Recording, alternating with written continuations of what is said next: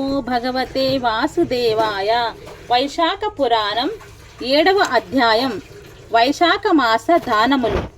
వైశాఖ పురాణం యొక్క 7వ అధ్యాయం వైశాఖ మాసంలో దానాలు ప్రాముఖ్యతను వివరిస్తుంది. ఈ మాసం దానాలకు ఎంతో శ్రేష్టమైనదని, ఇందులో చేసే దానాలు అక్షయంగా అంటే ఎప్పటికీ నిలిచేలా ఉంటాయని నమ్ముతారు. ఆకలితో ఉన్న వారికి అన్నం పెట్టడం అన్నదానం, బట్టలు లేని వానికి దుస్తులు ఇవ్వడం వస్త్రదానం, ఆవును దానం చేయడం గోదానం, భూమిని దానం చేయడం భూదానం వంటి వివిధ రకాల దానాల గురించి ఈ అధ్యయనం వివరిస్తుంది. అంతేకాకుండా దానం నగలు, దానం ధనం, నగలు ద్రవ్యదానం, రాగి వస్తువులు తామ్రదానం, వెండి వస్తువులు రజతదానం, బంగారపు వస్తువులు స్వర్ణదానం లాంటి వాటిని కూడా దానం చేయవచ్చును. ఈ దానాల వల్ల దాతకు పుణ్యం లభించడమే కాకుండా దానం స్వీకరించే వ్యక్తికి తోడ్పాటు అందించిన వాళ్ళు అవుతారు. అంతేకాకుండా వైశాఖ మాసంలో చేసే దానాల వల్ల దాతకు ఆరోగ్యం, సంపద, శ్రేయస్సు కలుగుతాయని కూడా నమ్ముతారు.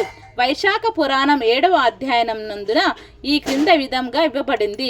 వైశాఖ పురాణం 7వ అధ్యాయం వైశాఖ మాస దానములు. అంబరీష మహారాజు నారద మహర్షికి నమస్కరించి ఇట్లనెను: మహర్షి, నేను చూచినది సత్పురుషుల చరిత్ర వలె మహశ్చర్యకరముగా నున్నది.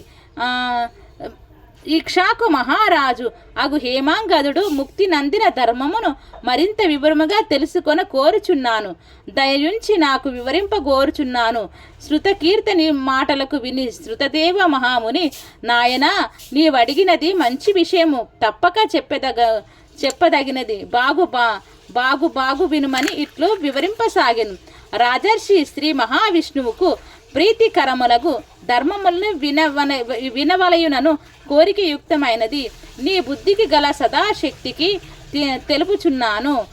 ఎన్నో జన్మల పుణ్యం ఉన్నప్పుడే శ్రీ మహావిష్ణు కథా ప్రసంగం నందుడు ఆసక్తి కలుగును. నీవు యువకుడవు, రాజువు. నీకు ఇట్టి విష్ణు కథాశక్తి ధర్మ జిజ్ఞాస కలుగుటచే నీవు పరిశుద్ధుడవై ఉత్తమ భాగవతుడవని తలచుచున్నాను. కావున జన్మ సంసార బంధాలను విడిపించి ముక్తిని కలిగించు శుభకరములగు భాగవత ధర్మములను వివరింతుము వినుము. యథోచికములు అగు శుద్ధి, మడి, స్నానము, సంధ్యావందనం, దేవతలకు, ఋషులకు, పితృదేవతలకు తర్పణములు, అగ్నిహోత్రం, పితృశ్రాద్ధాలు మానకుండుట వైశాఖ వ్రతాచరణం ఇవి విక్కిలి పుణ్యప్రదములు. వైశాఖ మాస ధర్మముల నాచరింపని వానికి ముక్తి లేదు. సర్వధర్మములందును వైశాఖ వ్రత ధర్మములను సాటి లేనిది.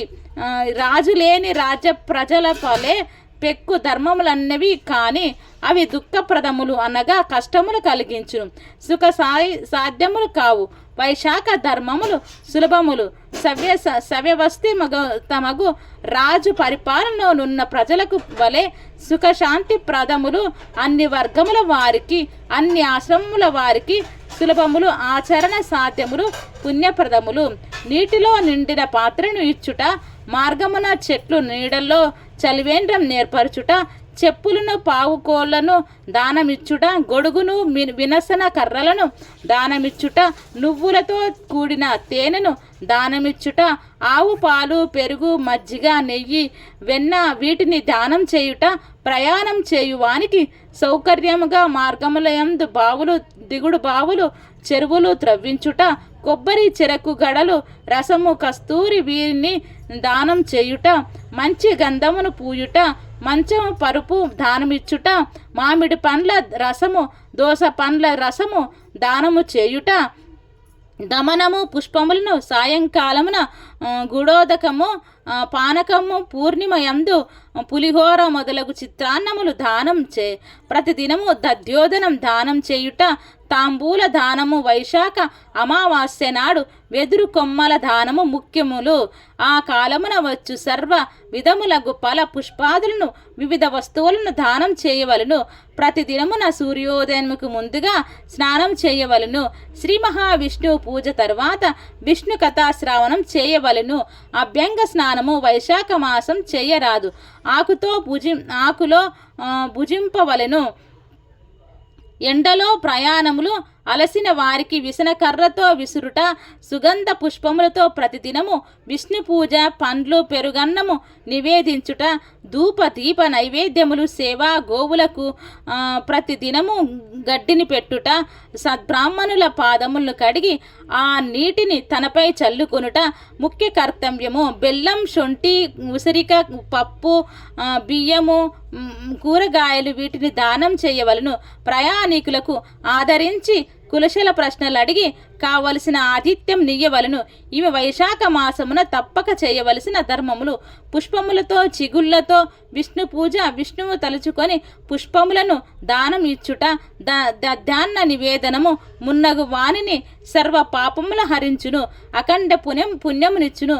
పుష్పములతో శ్రీ మహావిష్ణువును అర్చింపక, విష్ణు కథా శ్రావణం చేయక వ్యర్థముగా కాలము గడుపు స్త్రీ పతి సౌఖ్యమును, పుత్ర లాభమును పొందదు.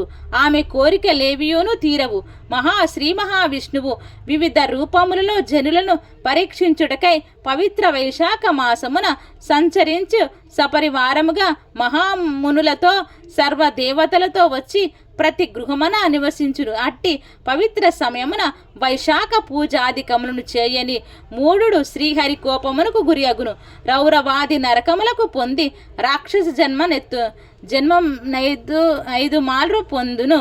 ఇట్టి కష్టములు వలదనుకున్న వారు యథాశక్తిగా వైశాఖ వ్రతములను ఆచరించుచు ఆకలిగల వారికి అన్నమును, దప్పిక కలవానికి జలమును ఇయ్యవలను. జలము, అన్నము సర్వ ప్రాణుల ప్రాణములకు ఆధారములు కదా. అట్టి దానములచే సర్వ ప్రాణులు యందున్న సర్వాంతర్యామియగు శ్రీ మహావిష్ణువు సంతోషించి వరములనిచ్చును. శ్రేయస్సును, సర్వ సుఖ భోగములను, సంపదలను కలిగించి ముక్తినిచ్చును. జలదానం చేయని వారు పశువులై జన్మింతురు. అన్నదానం చేయని వారు పిశాచములగుచున్నారు. అన్నదానం చేయక పిశాచత్వము నందిన వారి కథను చెప్పుచున్నాము, వినుము. ఇది నాకు తెలిసిన ఆశ్చర్యకరమగు విషయం సుమ. 7వ అధ్యాయం సంపూర్ణం. సర్వం శ్రీ మహావిష్ణువార్పణమస్తు.